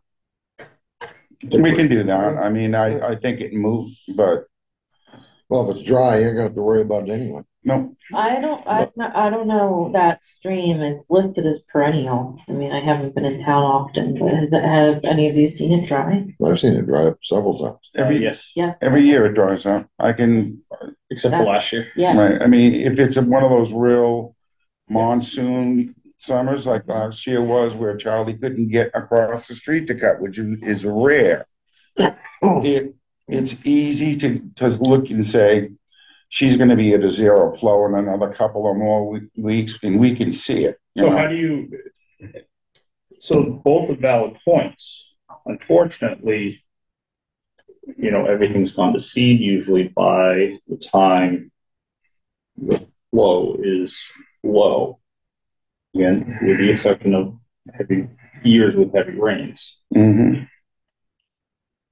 I feel that a turbidity curtain across by the bridge would allow you to work if the water On a little higher. broader edge. Let's put one across. It's not a problem. So what is that, a silt line, or is that, Basically, I mean, you're only gonna slow down surface flow. You're not gonna filter all the flow. you're just gonna catch what you're Upper gonna do is flow. you're just gonna catch the seed pods, and it's almost like silt fence, All and the right, water's gonna flow through it. right. But it's not going to really slow the flow Yeah, down where it's- you're going to have a You concern. can't. I'm sure there's So some. you're probably gonna have nothing anyway, but I think we're gonna be able to, I mean, I can say this with 100% confidence, we're gonna hit this on a 0 flow. Cause let's see what happens in 4 weeks. try to hit it early before it You know? starts to go to seed, then it's not an issue. Do you wanna put that And put it contingent? Oh, really written cause to frost me, anyway. Yeah, I'd put current across, no matter what. for sure, Just because, right, look at, what's that swamp across ash. swamp? Look at all the invasives in there, Oh, we have common reed heading in there from McGovern's Not behind the pine grove, I but know. the knotweed also, and going down by the canal but you gotta in the understand, bridge. that whole section from where we are on Lockbrook, all the way down to Ash Swamp is 100% bittersweet and all invasives in there. Right. The whole thing is. That's a half a mile, ain't it? Over, Either way. Before it hits a river Either with way, where it runs into Willard Brook before it hits the river. It's in the swamp before. Either way, if we could just curb that. Mm-hmm. That's easy. Great idea. I can pick that up. But I will say this, we will target, along with that silt control, it to be done on a zero flow. It'll make it so much better too. And we'll be there soon, I can tell. I think we're gonna have a dry summer. I don't want you to I don't want to use the word zero flow. I don't want to use the word Savini flow because I know the brook that well. I know the brook that well, Jimmy. That's all I'm saying. I just don't want to see you get bound to something and have it come back. Because has been known to happen. Yes. Somebody got to make a motion. I don't think I'll make a motion because you can't make a motion. I can. Well, you can. I guess you could make a motion under hardship. You're still voting, so you're adding the turbidity court curtain and stuff. Go ahead and make a motion. And I do have 500 feet of silt control available on site. So if I find I'm looking at a spot that might be a problem, yeah, I'll drop some wattles and stake one of the or large bales, doesn't matter. One of the conditions I'd like to see is any areas that are may have a depression that wattles or something. Well, no, just the natural grade. Yeah, natural. You look at the curve where it kind of goes down, then back up, and I know it's tough to tell because of the invasives. You're lucky not to fall into the brook. The safest way to walk down through there is to walk down through the brook. Mm-hmm. But any low depressions receive wattle bales of hay staked in, unless if they're large ones, which right. And just to make a note of some of the history of this brook, you got to remember when I was a kid, 1972, 73, Harry and Harley Roberts had that section of brook area from that bridge all the way up to where it was our property with a D4 shovel dozer. Completely, not one tree was in that brook area, and the material to make the road for Bill May was used by digging out all the brook material. That was a long time ago. Over 55 conservation. You know, so just keep in mind what it was as to what we're doing with it now. Yeah. Well, I'd like above and beyond request, before and after pictures. So that they can be utilized in public outreach. Guess what? I found pictures of my father of them working on that brook. All completely a complete sand bowl all the way up. Pat, do you have anything? Not downplaying what you're saying. I just want to make sure that we keep this going. Yeah, no, that was just only concern, to see. Outside of that, as long as it's some, he's there all the time. So as long as he's, watching how everything's going, right? And and take the measures if you need to. I think it'll be fine.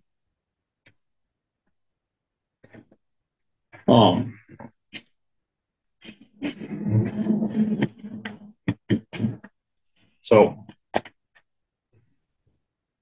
I'd like to make a motion that we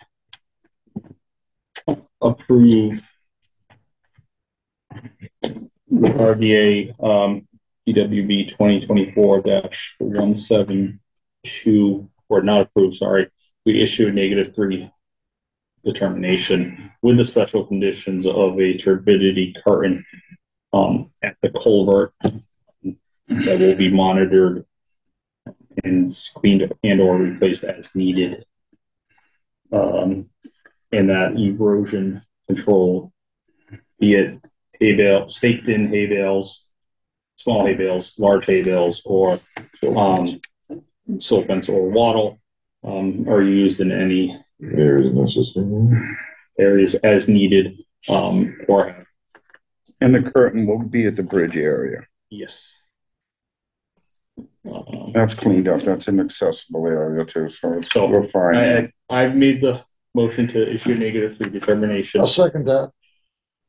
Roll call vote, James Gates, yes. Okay. One question. Okay. Well, because I see Gary Shepherd's on here too, but is that gonna be down by him then also, that he's doing? Well, We're it's in working. conjunction, because Because I know he's not here tonight, that's why I'm just kind of. I'll represent He's the Gary. agent, he's the agent for both. Yeah. Tonight, Jim is the agent Oh. for both. And So we're they're- working under my agriculture license. So, they're working in conjunction. Jimmy, Owns one side of the brook. Mr. Shepherd owns the other. so we share the brook, so we're both gonna work on it, but he can't be here. I'm speaking for him. Did that answer your question, Pat? Yeah, I just, if it was gonna be involved with him, I just thought that we should have been here too. So, hold on. Pat, you had a question about Gary not being here. Is that answered? Well, it is, I just felt that if it involves another person too, that they should have probably been yeah, here, but. but he's acting as his representative. He can do that. Jimmy, Okay. do you have Gary's permission? We can I call. don't know, I just, just. Yeah, I have Gary's permission to work through this, and I have the ability to blanket him with my agricultural status. I'll be doing another project Oh, okay. across the street. I'll be representing the let's keep it McGoverns in all the same within- way. Same thing. Kevin understands that. You've done it many a meeting. Represented me. But you're concerned of the other property owner? Well, I just didn't know if we had a letter saying that, he was gonna represent him too, or. That would be Yeah. within the application. Mhm. I see someone has turned on their camera. Hello. For an Yep. appearance. My laundry's all folded, so camera's on. I just at one point, Jim, you had mentioned something about putting rocks, armoring the bank. Minimal. I don't know if that was discussed much. Can you explain more about that before the commissioners wrap up their motion, please? Jessica, there's maybe 3 or 4 places where the brook has been bound up from trees and material. And it's eroded to the point where we need to put something a little stronger in there, like boulders, rocks. Just armor it, build it up a little bit so it doesn't keep chewing away at the bank and dragging silt down. Is this on 22 side or 42 side? Both. Both. So this is for the intermittent stream. Mhm. The small flow area. I can easily, if we want to poke another sidewalk, there's 5 spots that need a minimal amount of rocks to be brought in just to give it a little more strength. Continue. So we don't wash it, so it doesn't wash.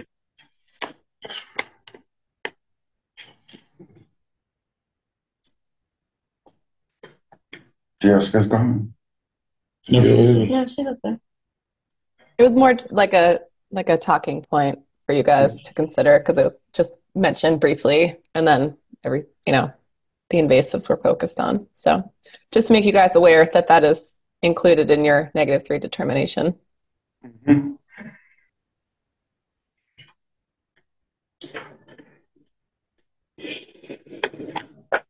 So per the Wetlands Protection Act, that would then trigger an NOI because it's, You have to let it be natural. I'll let it be then. And forget So- anything about any armament or any place. So we can leave it for the time being, Just let it go. because I'm not gonna draw Yeah, into really it anyway. Yeah, We'll just work on the Stick to- invasives this year. yeah. Stick to what we Stick with that. Yeah. Look into the farming in farming in wetland areas. Mhm. And read that closely. There might be something in there that, There is, It'll allow you to do something. there is. So I'll work on that. if there is, you should be able to file something that is limited, that doesn't involve all the rigmarole or whatever the saying is. Right, Because which triggers the Butcher everything NOI. else they say. Yeah. Let's That just will, stick with, again, come in front of us. and that's Fine. enough work right now, just dealing with the Get invasives. rid of the invasives, get rid of the problem. Yeah, and get it so we can control them by being able to mow up and down the Yeah. edges without, Absolutely. no different than when we're mowing by the hay, doing the hay. This is probably gonna be something long-term. Again, I wanna make sure that you document it so that Yeah, it can be, shared. So, You have a motion on the table. and you seconded. Is there any other discussion? Pat? So, I will restate that James Gates is in favor. Kevin Smith, yes. Pat Gemma, yes. Thank you. Now, we also need to, I make a motion to approve, a waiver for work to be completed within the 35-foot vegetated buffer, specifically for invasive species removal, correct. and improvement, for Lock Brook. We have a I'll second. second. James Gates, yes. Kevin Smith, yes. Pat Gemma, yes. Thank you.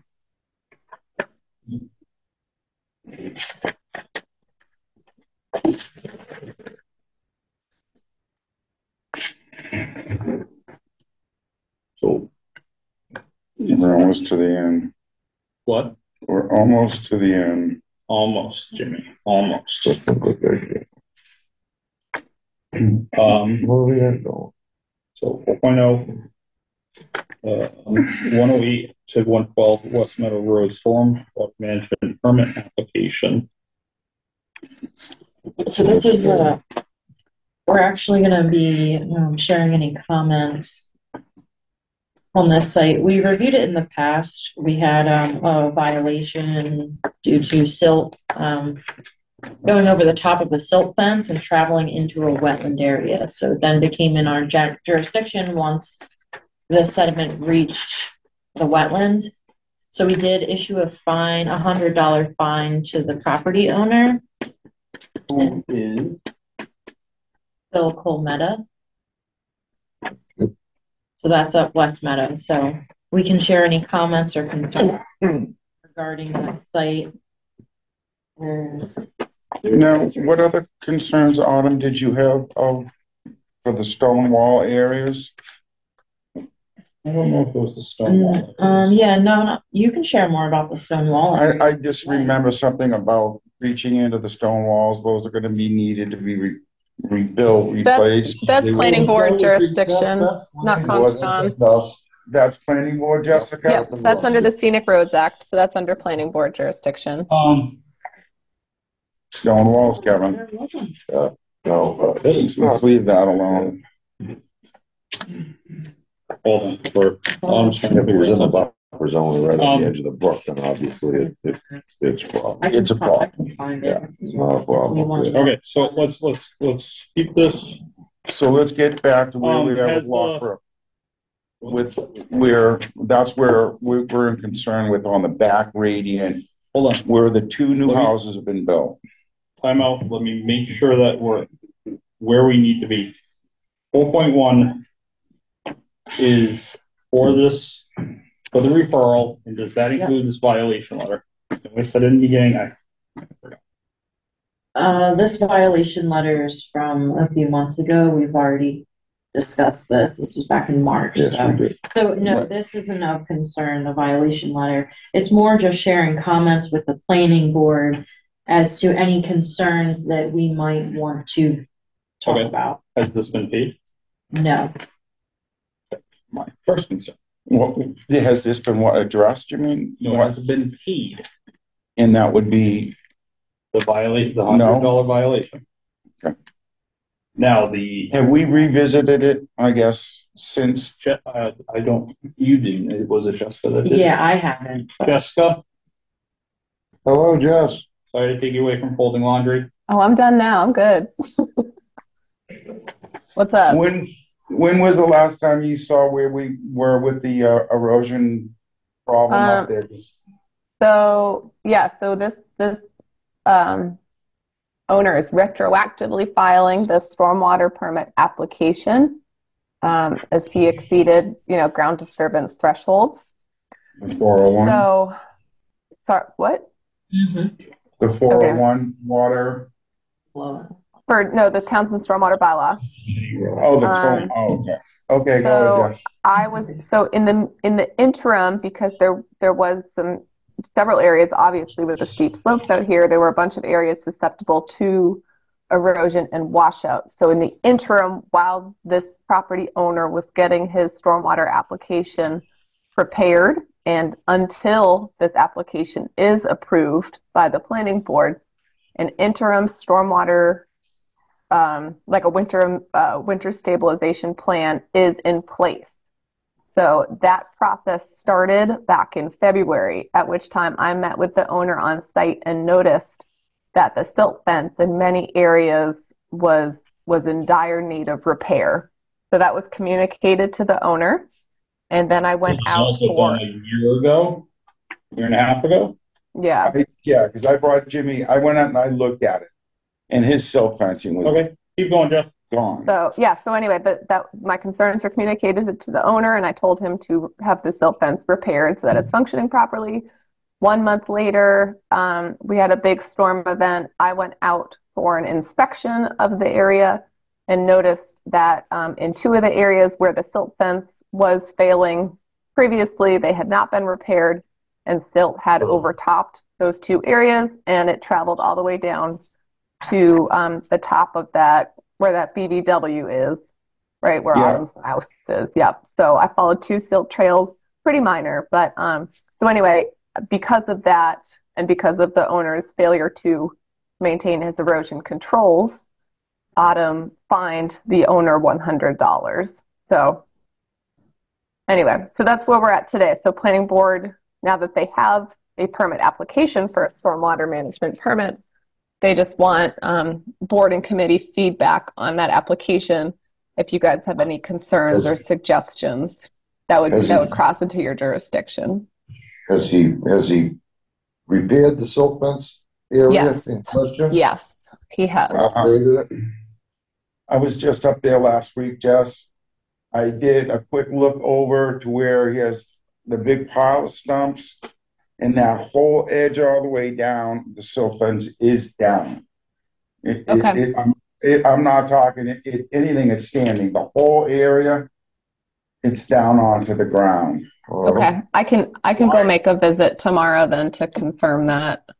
Okay, that's what I'm saying. I think we need to go out there and take another visit. He was up there with a machine doing some work in there too. But what I saw from the road area, 2/3 of all the silt fence is laying down on the ground. Okay. So it needs to be looked at. And that's the biggest thing when we did this 4 years ago was that downward gradient straight to Lockbrook. Those were the biggest things we put in concern. That's why I'd spoken to you a year ago, and you went right up. And so he does have a silt fence deficiency. That's all I'll say. But stapling it back up doesn't fix it? Oh boy.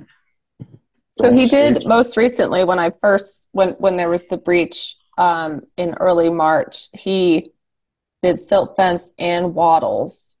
But the wattles were up gradient of the silt fence. So I think the silt just had a much easier time going up and over the fence. That's what it was, Jessica. It just rolled over him. So yeah. So I mean, for you guys' referral in terms of protection of that buffer area, I mean, you might want to consider some sort of, reinforcing secondary or third, I don't know, row of silt fence or other erosion It's controls. like when you get to the point the bales won't work, you bring in the big bales. The silt fence isn't working, so there's going to have to be something a little bit more substantial in these tough areas where the water control overflow areas are. It isn't keeping up to it. So he hasn't, if the silt fence is down again, we might need to get his attention and issue It's, another fine. it's over 4 years old. No. It's- Well, It's either gone. regardless, Mm-hmm. if that silt fence is over a year old, it needs to get replaced. The UV breaks down the. That's what I'm saying. And The the staples geotech come out. The staples. It won't last. It won't hold to the staples. No. Again, it's not for us to decide. No. Well, Jessica's gonna go up and do an overview with, No, it's not for us to decide how to. No, I He know. needs to. Do it. it's his responsibility to do it correctly. But you can't Be fair, fix it replace. after it's been old like that. Right. Just No, the won't work. UV breaks down the geotech. Yeah. Stakes, Material, nature so- rots the stakes out. Mm-hmm. And I believe, if I recall correctly, it's only like 6 months. So, Mm-hmm. Windy area too. yes. And I just, all of us know, we don't know what's coming for weather events. So with that said, that's a very important note that we have discussed many times. But if the silt fence is down again, It is. I was just up there this week. that autumn, we request you to issue another fine. Okay, would you like, Go check it. would you like to have the silt fence replaced or an additional silt fence installed? Both. Okay, I think because the waters can't hold up to where his storm drain area overflows are. There's 2 of them in proximity for both those houses. So once they're both flowing and they've maxed, and it's heading right to the brook. That's all. Keep him out of trouble. Go up and look at it. I think you're gonna find he needs to have it. And I Just think all done. $100 fine, a second $100 fine will. Yes, Yes, so attention. 2 houses for I thought the $750. second fine imposed was twice the first. It's really whatever. If you want to, Oh, if you can make that, oh no, I'm not, I don't have Noted. any interest in noting anything. I just thought that's what. maybe remind them that we can fine them $300 a day per offense. It would be just better to get efficient That's erosion just good. control because of the downward gradient going right to Lockbrook. would you like the silt fence up gradient or down gradient from the existing silt fence and straw wattles? To be up there, yeah. Oh, down right in it. He wants to tell them to have an engineer figure this out, not us. Uh-huh. I think common sense will bring him to what he needs to do. He's not He knows into it. what he's built plenty of houses, well, He's not plenty of into land, it. he knows that. Okay, And I know I know he wants to make sure he does right also. So not paying the first time could have been just something that was missed. Mm-hmm. It's probably something that was missed. You don't see it every day. But it needs to be noted.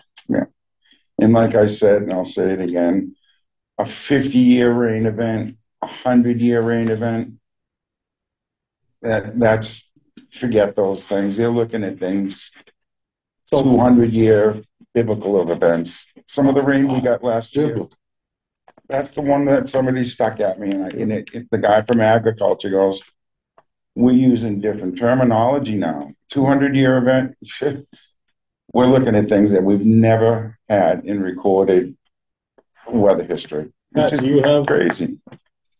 anything? Not to add to that, no, but I definitely think it should be replaced. I wouldn't reuse any of that. Put inefficiently. Yeah. Phil knows what he's doing. You know, What's the definition of insanity? you got it.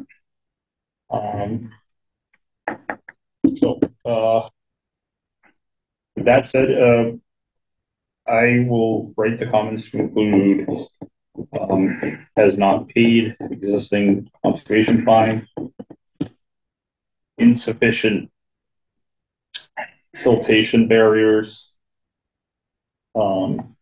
currently, Yeah, he's gonna have to clean up the mess of what went down in the BVM I too. believe it was minimal. It wasn't. It wasn't, but it was enough to say, boy, if he didn't have some soil control and now it's down. Yeah, would have really been a problem, huh? Just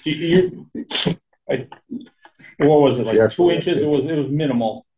But it was the I would say beginning. maybe an inch in some places. It had kind of Mhm. splayed out and around based on the vegetation. But I think anything less than 2 inches is more damage to try to clean it up.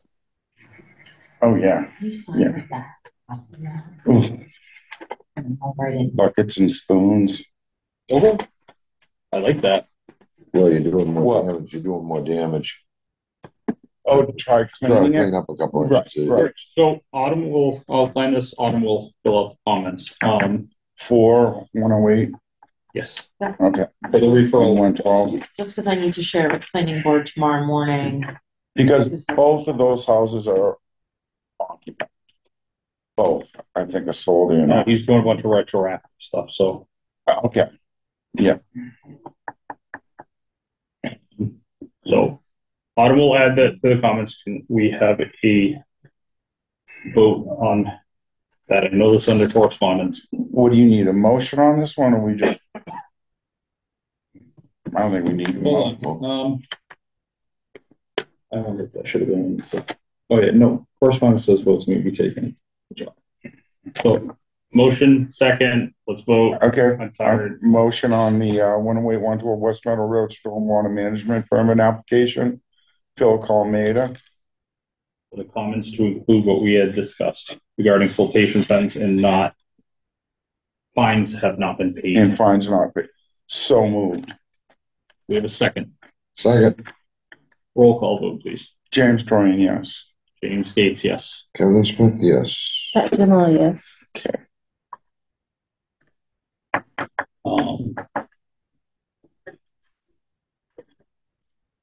Boom, boom, boom, boom.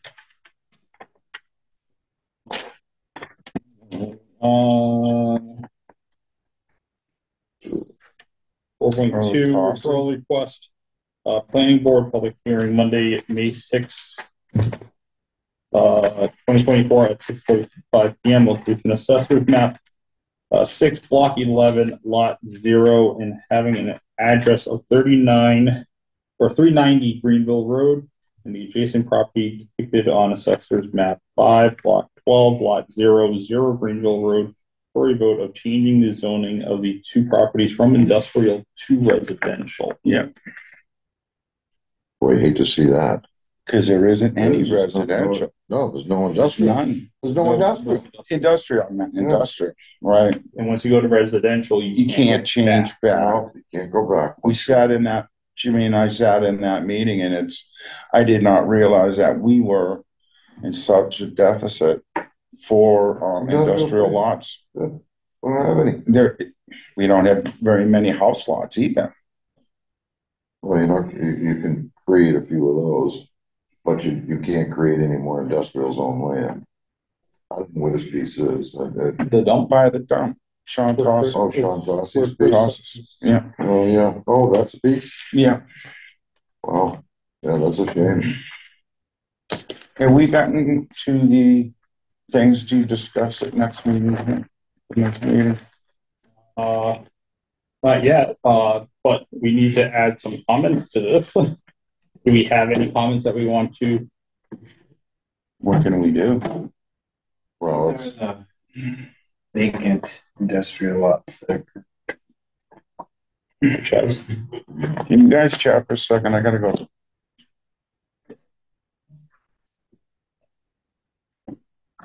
that Mason Road property Just to the left. is Mike Whittemore's. That's the piece that abuts that piece. No, that's a piece No? behind the ball fence. That's the gravel pit. Oh, yeah. Its address is Mason Yep. Road. It basically backs up to Mr. Tossi's land. This was one of the few pieces. They had this other piece is over on, I believe this piece is the old batch plant on Turnpike Road. It's the whole lot is 90,000 feet. No, it's only half an acre, I think that piece was. Yeah, it's 4.36 acres. And that's all that's right on the edge of Walker Pond. Can't do anything with that piece. It's makes it that's a tough one. That's a real sad piece there. I think it's the same. No, No, this is Sterilite's piece on Mill Street. yeah, where the house was demoed. Yeah. So, you know, and they're not gonna, that's not, that will never be available. Another piece of property here, same thing with the other house that they demoed, Duffy Bushies, on there. This is the piece they got run on Main Street, would be the front piece on Main Street. But none of this land will ever be available. He's probably got one of the only pieces that are left that somebody could do something with. You know, it's within the conservation jurisdiction. I think there's a little of it that might be in the edge of BVM in the back side of it. Yes. Just in that corner there where the dump is there. Other than that, that's a good piece of gravel ground, you know, dry ground. I don't know. I'm not gonna make a comment either way, I guess. Yeah, I don't really, it's unfortunate. But he's he collected signatures to get this on. Yeah, if I may, he did, we do have it. Yeah, the townspeople decide that they want to rezone it back to residential. The man owns the land. His property. Yeah, the Board of Selectmen also had, you know, the person should have the right to do what. Yeah, absolutely. I agree 100%. It's sad when someone wants to do something like that, but you know, he feels that maybe he's gonna put a couple houses on it. I don't know. I haven't talked with Sean. You know, maybe he's gonna put a couple of rental houses on it. He built a few rentals. Houses for his kids. Or whatever. I think his daughter, Kevin. So One of them is just gonna be first door. So you can't, you know. I think it's a tough. He has every right to do what he wants to do. Because he realizes the worth of an industrial, because he has industrial lot already in town and putting houses. It's, he is well aware, I spoke to him of, it's a scarce commodity, and I didn't realize how little we have of industrial, areas. So, I mean, those are vacant industrial properties. A bunch of them are tied up. Most of those properties, they're small parcels most of those properties are little tiny parcels that are associated with Sterilite. Then there's Keating one, the old batch plant, from the old dump. Wait a moment. See, the only other option that I can think of is that you can have a commercial residential on it. If you have industrial, you can't. Correct. You can't go back and forth on. Maybe a bylaw change, and not asking for a bylaw change on that, but then keep it industrial but allow residential. And that would be a larger process to have to go through. So the petition actually is, to me, the easiest way for everything to. So it's certainly the easiest way, you know. We're on 72 Meadow Road is industrial. It's could you send me 72 Meadow Road. Years ago on the property committee, you know, 3 or 4 members of the property committee wanted to something in the town to have some property rezoned. There was state-owned land and make a trade with the state. They didn't want to do it. Which is also a huge process. Yeah. And that's legislative with the state. So that's exactly. So that would be the 4. Can I give them to Kevin? Sign his Kevin. Do we have any comments? Can we get a vote to say no comment, or if there are comments? No comment. No comment. No comment. No comment. So I'll make a motion that we no comment on this. We have a second. I'll second that. James Duran. James Duran. James Gates, yes. Kevin Smith, yes. Yes. Leave it in a file. They need to go, I will get lost. Jim. 4.3, comments to DEP to simplify wetland permitting for work restoration of public open lands. I like to see private properties into that. This is something that, how did this come about? The world tired, but Yes. A resident, Joan in town forwarded this to me, and it's, urging towns, and residents to consider sending a letter to the DEP regarding simplifying the wetlands permitting process for like trail work type of things, habitat restoration on public open spaces specifically. Cutting trees that are across the river. So for that, recently we approved an RDA for tree planting and that type of habitat restoration along the river. They had to go through the same permitting process as you would for doing other work, like in a residential setting. But there is some. Was that for the riparian planting Yep, you're referring to on for the NOI? Yes. No, I'm talking about the RDA along the river. So some are sending letters to the DEP sharing their comments and concerns about that. So I wanted to share that with you if you were so moved or would like me to send a letter, whatever. You're the best letter sender. Do you feel the need to send a letter? I would be in support of sending a letter for this. Does it fit within your work, your scope of work? No, your schedule and time. I know you only have so many hours. Yeah, the deadline is the 30th for the comments. So okay, yeah, of this month. There's yeah. Okay. Yep. So you got little precious time left to get any comment out to them. Yeah. All for it. I don't think this needs a vote. No, it needs just that little bit of discussion, Jimmy. What? Just needed that little bit of discussion. I didn't sign something, but so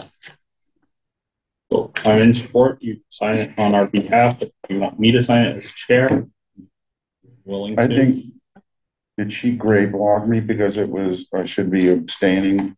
Oh, no, that's just a weird typo. All right, I didn't know if I was gray blocked because you wanted me to, because it was with. This is the DA for 25 Worcester Road. The last meeting we said they're all set. So they're all set. I'll mail this out. The next time I work is going to be Monday. So send them out then. Thank you, Anna. Yeah, thank you for doing a nice job with the and Pat for joining. Correct. Volunteer. Spend your whole Saturday there. It was a nice day. It actually, we were wondering if it rained a little by 9 at 10 o'clock. It cleared up fairly well. That was it. They did a good job with everything, the parking, everything. Mm-hmm. So, and they said it was like a third off as far as there'd usually be 1/3 more people there, but there was still, I thought there was still quite a few people. So items for discussion at the next meeting, notice of intent for 88 Meadow Road. Is there anything else that needs to be added? We also have 65 Adams. 65 Adams will be Wilkins. Yeah. Okay. I've got something, maybe if is it going to be ours to discuss, or is it something I should go to the selectmen? I have questions on property that goes out of 61A, 61B, whatever agriculture status. What is the town's status on that as far as right of first refusal? They have the right of first refusal. I'm gonna whether they exercise it or not. you know where I'm going. I with do. that. Is that something is conservation should have discussion on? Because wouldn't it be nice to see conservation be able to absorb property in town for conservation? If it holds that setting, I know we don't have it in our coffers. It isn't money that we have available. But I guess my point being. Follow that? The selectmen. I know you probably don't want to comment, on behalf of the select board, but. Maybe you could advise us as to the best avenue we take. Or is it something that the select board is willing to discuss, or? I think you know where I'm going with it, Chaz, because I love fishing game, but I also love to see farmland stay in towns and being farmed. Agreed. And I can speak for myself, I can't speak for the board. But I can yes, sir.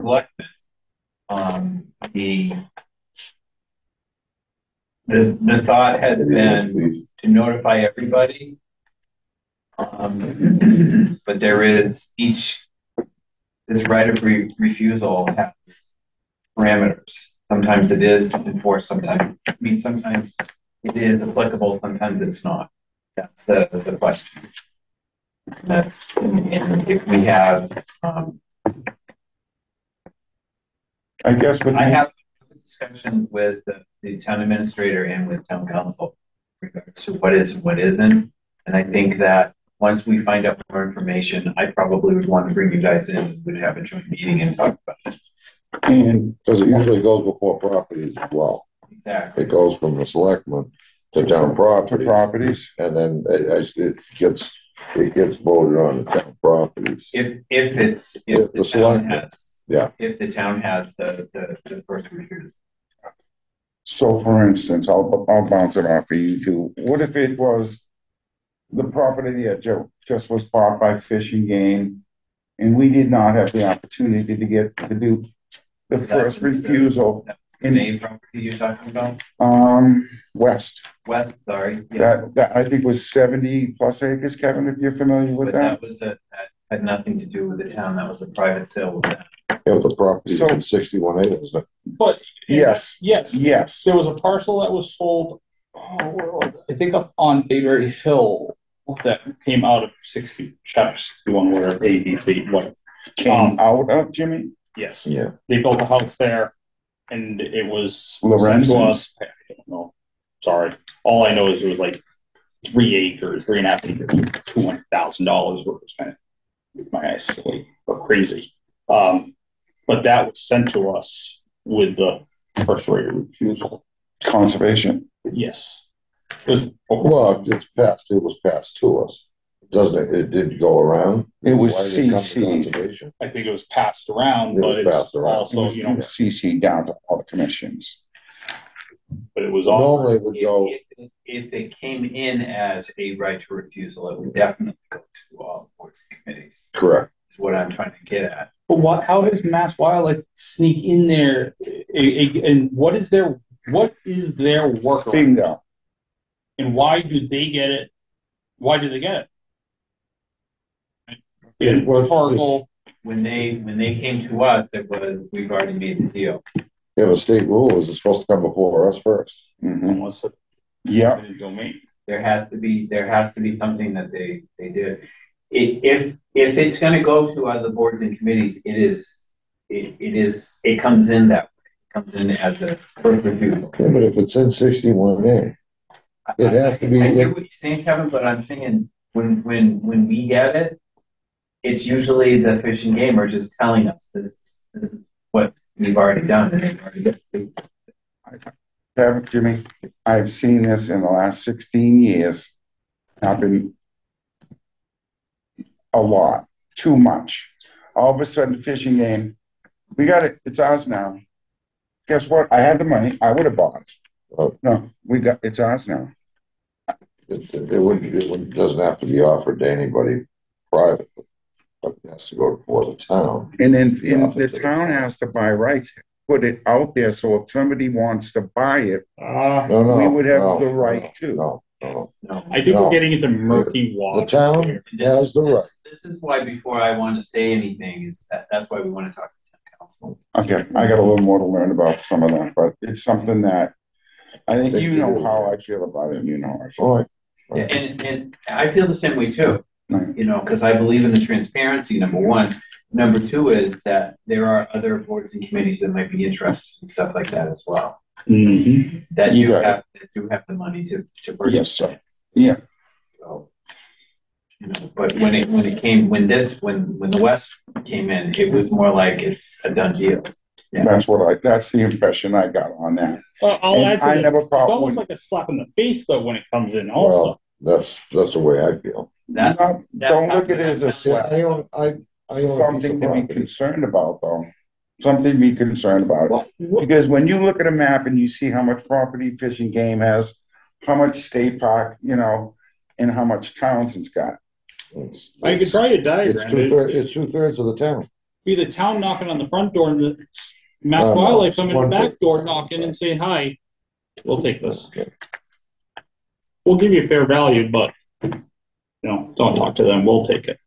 I guess I speak for the agriculture base in town. I'd like to see it increase instead of decrease. I'd rather see some nice farm properties coming back instead of Instead of putting a Campbell gate, Farm. instead of putting a gate on them to block them, Jimmy, I think you need to be done for the night, because I'm gonna get, Let's make a motion to, I'd like to take a motion to adjourn the meeting of April 20th. So, I'm going, hold on. It is 9:02. Kevin has made a motion.